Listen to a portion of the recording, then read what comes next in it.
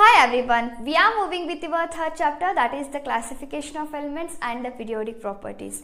In previous class, we have discussed about what is the necessity of the classification of elements or why do we need to classify that elements. In today's class, I wish to discuss with you the genesis of periodic classification, means the history of periodic classification. We got our modern periodic table step by step. The many scientists came and give their knowledge about the classification of elements. So see here, the first scientist, the Dobereiner, give his idea about the classification of elements. He classifies some elements, and next Newlands came and give his ideas, and he also classifies some elements. And after some limitation, next the Lothar Meyer also gives his idea about the classification of elements, and next the Mendeleev also give his ideas about the classification of an elements. By picking the knowledge of these model periodic tables, we got our finally the modern periodic table, and how that is developed. Today's class I wish to discuss with you. First, we have to study about the Dobereiner's triads. So what do you mean by these triads? First, you know this term. Triads means the group of three elements are called as a triads.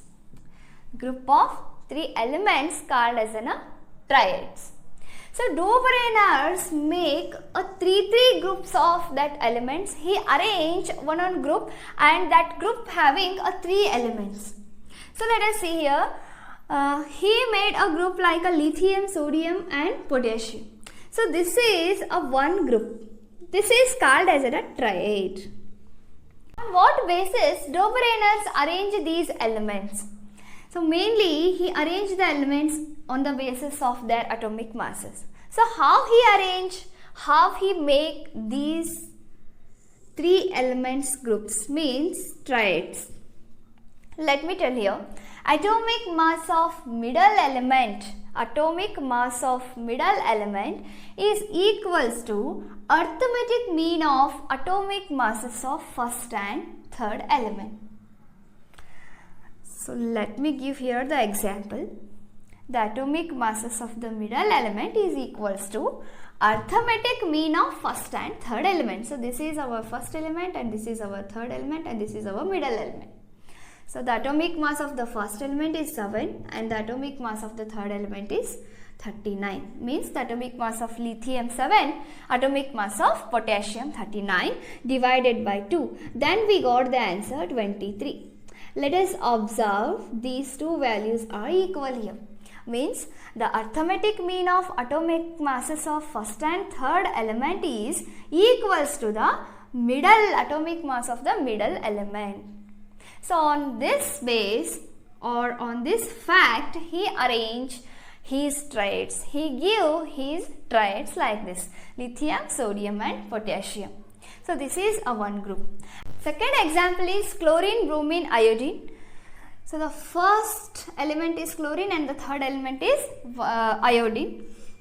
35.5 plus 127 divided by 2 means the arithmetic mean of first element and the third element is equals to 81 point something. Just observe these values. These are exactly not equal, but this value is very near to this value. So this is also a Dobereiner triad.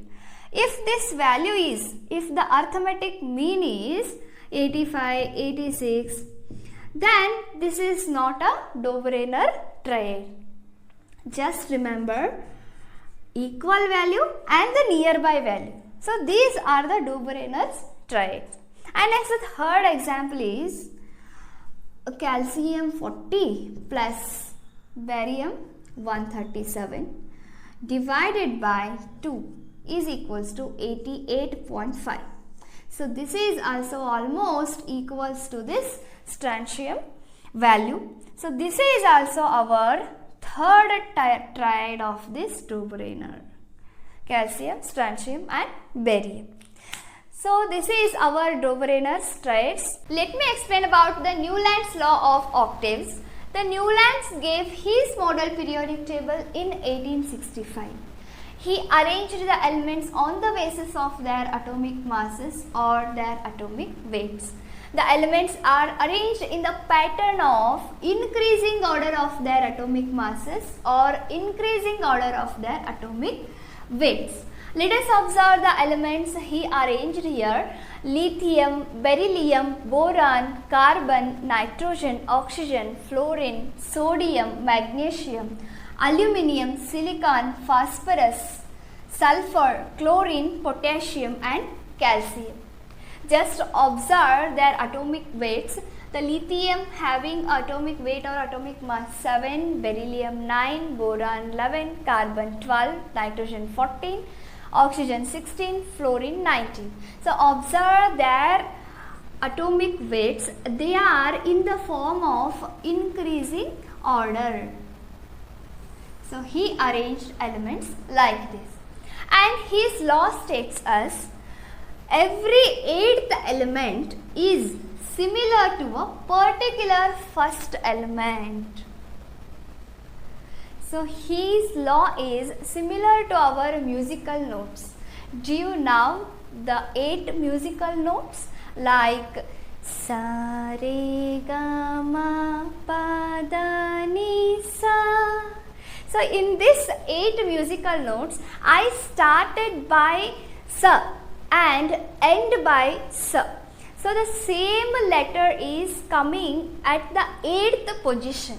So like this, he also says us every 8th element is similar to a particular first element. Consider lithium is our first element and its 8th element is 1, 2, 3, 4, 5, 6, 7, 8. So sodium is 8th element with respect to this lithium.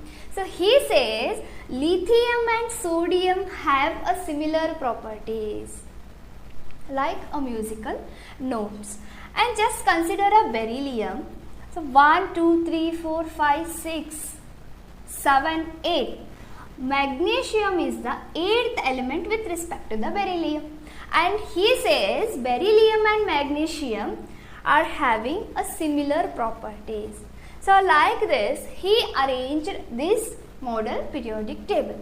But this model periodic table fails in some points, means this periodic table also have some limitation.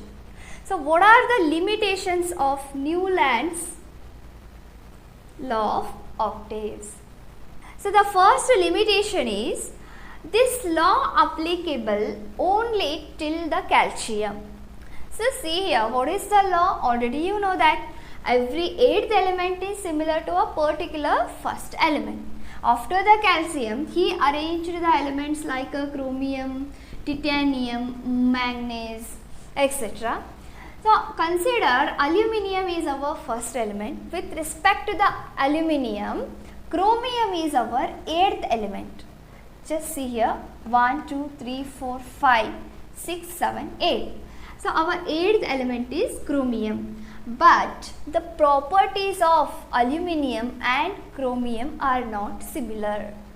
So till the calcium, all the first element and with respect to that 8th element, all that properties are similar. But after that calcium, so like these elements are not having a similar property. So this is a first limitations of Newlands model periodic table. And the next limitation is the Newlands put 2 elements in a single slot. So he put 2 elements in a single slot. Like he put in a single slot nickel and cobalt. But he didn't give any justification or any answer why he put 2 elements in a single slot. So this is also one limitation for this Newlands periodic table. And third limitation is he could not provide any gaps for newly discovered element.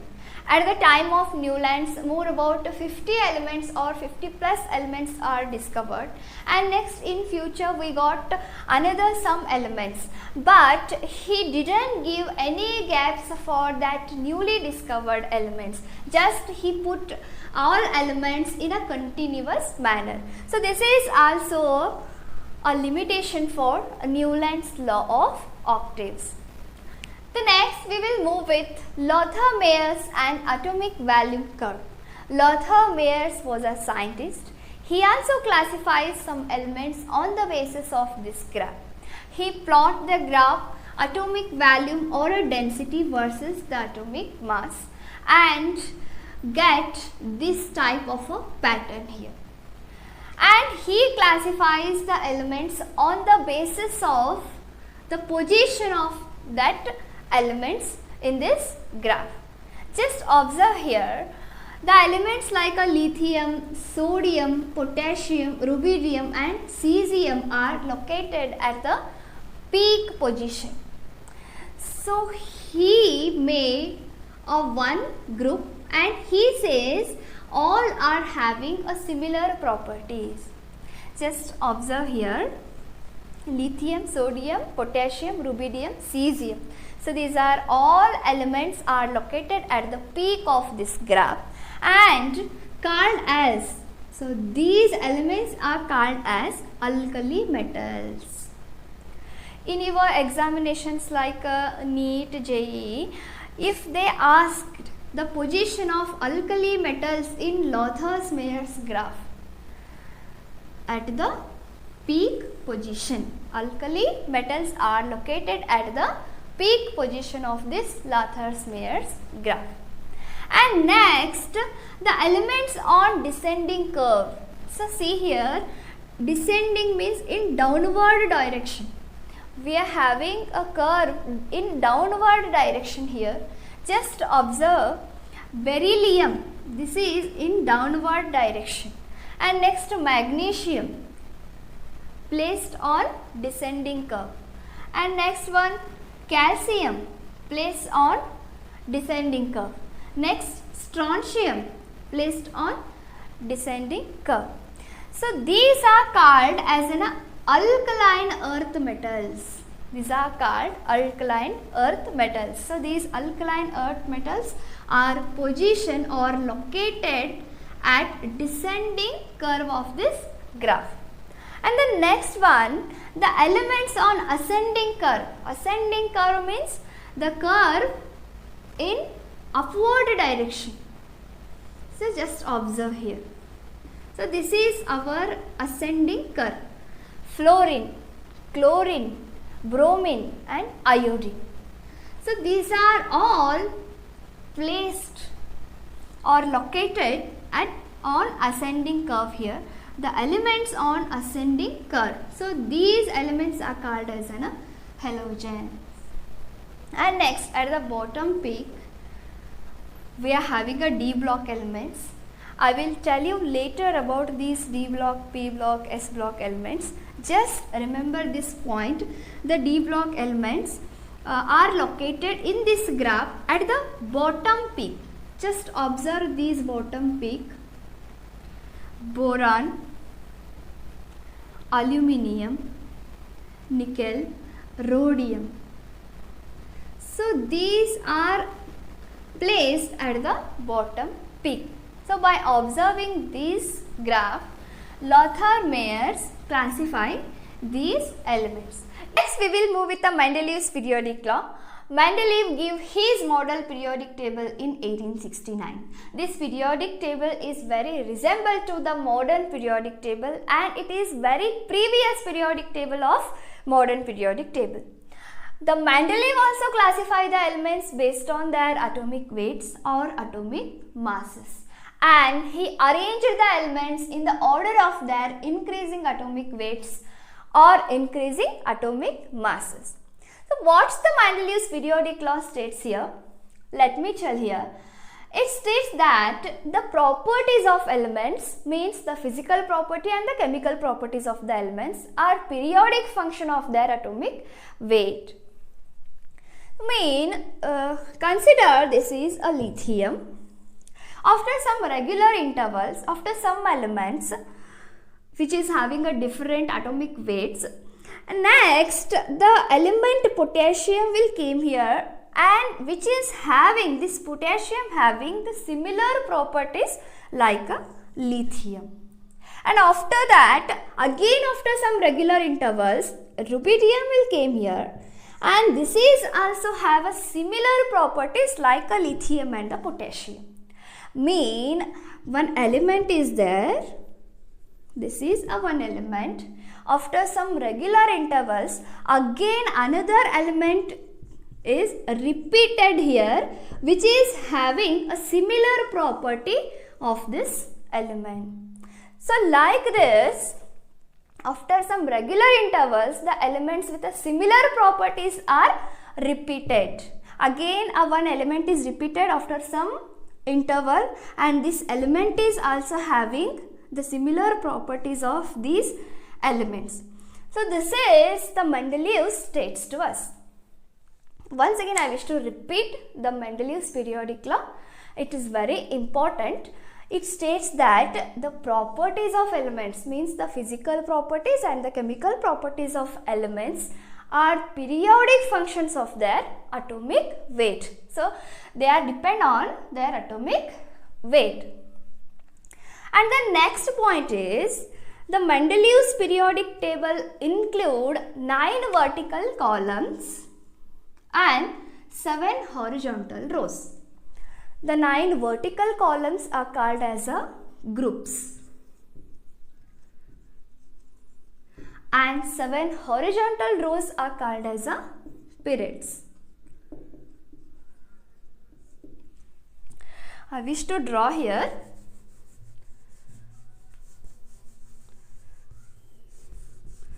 9 vertical columns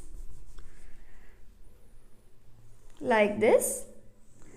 1, 2, 3, 4, 5, 6, 7, 8 and 9. So he made these vertical lines and called as groups. And the 9th group or 9th vertical column is called as a 0th group. 0th group. So this 0th group is include neon, krypton, argon, xenon. So like this. And the first group, again he divided as A and B subgroups, and again in a second group also he divided as A, B, and all in these groups he divided as A and B subgroups till a 7th group. And next he made a 7 horizontal rows here. So this is first, second, third, fourth, fifth, sixth and 7th. So like this he made 7 horizontal rows called as periods. And the next point, one good thing he did here. So what's that good thing? I wish to discuss with you. Some places were left vacant for new elements. He left some gaps in between this table, or he left some vacant places for new elements which were not discovered at that time. At the time of Mendeleev's, more about 60 elements were discovered, and after that we got again some elements. So for that elements he left a vacant place here. So this is a very good thing of this Mendeleev's periodic table. For example, he left the gap in the aluminium and silicon, and he called these Eka aluminium and Eka silicon. Just I wish to write here aluminium and silicon. Under the aluminium and silicon he left some vacant place and called Eka aluminium and Eka silicon. So these are not exactly place of this aluminum and silicon, just I write roughly here, remember that. So what is the meaning of eka? Why he gave a name eka aluminum and eka silicon? Eka means one or same. Eka mean one or same. Means under the aluminium one element is there and that element is having a similar properties like this aluminium. So he gave eka aluminium and eka silicon, and after some intervals and after gallium and germanium new elements were discovered. Mendeleev predicted not only the existence of gallium and germanium, but he also described the sum of their general physical properties of that elements which are discovered later. So already he told there is an elements which are having a similar properties like a aluminium and similar properties like a silicon, and he gave the name eka aluminium and eka silicon. And as well as he already predicted or he already says about some of their general physical properties of that elements, and later that elements were discovered and named as a gallium and germanium. So this is all about Mendeleev's periodic table. So this Mendeleev periodic table also have some limitations. Next I will talk about the limitations of Mendeleev's periodic table. Very first limitation of the Mendeleev periodic table is the position of hydrogen was anomalous. Means the position of hydrogen was uncertain. He didn't give a correct justification of the position of hydrogen, because the first group called as alkali metals, and the seventh group called as halogens. Hydrogen resemble the alkali metals and the hydrogen resemble the properties of the seventh group halogens also. And finally he put hydrogen in a first group, but hydrogen resemble alkali metal and as well as a halogen. So this is one of the limitation of this periodic table. And next one, the atomic mass of cobalt is 58.9 and the nickel is 58.6, but he put cobalt before the nickel, means the cobalt was placed before the nickel. What he says or how he arranged the elements? He arranged the elements in the order of the increasing of atomic weights or atomic masses. Placed the cobalt which is having a high atomic weight than the nickel. So this is also a second limitations of this periodic table. The next limitation is isotopes were not given a separate place in the periodic table. What is the meaning of isotopes? Isotopes are the elements which are having the same atomic number but different in their atomic masses. Although the periodic table, the Mendeleev's periodic table is completely based on their atomic masses, but he didn't give the different atomic masses elements like isotopes. So this is also one limitation of this periodic table. And last one, the Mendeleevs could not explain the causes of periodicity in the elements. So what is the meaning of periodicity and how the periodicities are differ from element to element? I will discuss with you in our next class. Just remember the point, he didn't explain or he could not explain the cause of periodicity in the elements. So this is all about the Mendeleev's periodic table. In our next class, I will come with a detailed explanation about the modern periodic table. I hope you all clear about the history of periodic table. Thank you.